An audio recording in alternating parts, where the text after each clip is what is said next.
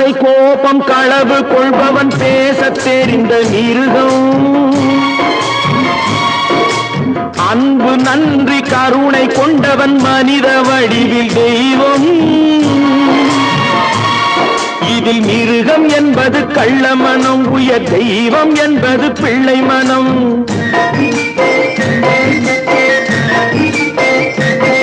இந்த 6 கட்டளை அறிந்த மனது ஆண்டவன் வாழும் வெள்ளை மனம், ஆண்டவன் வாழும் வெள்ளை மனம். 6 மனமே 6, அந்த ஆண்டவன் கட்டளை 6. தேர்ந்து மனிதன் வாழும் வகைக்கு தெய்வத்தின் கட்டளை 6, தெய்வத்தின் கட்டளை 6. 6 மனமே 6, அந்த ஆண்டவன் கட்டளை 6.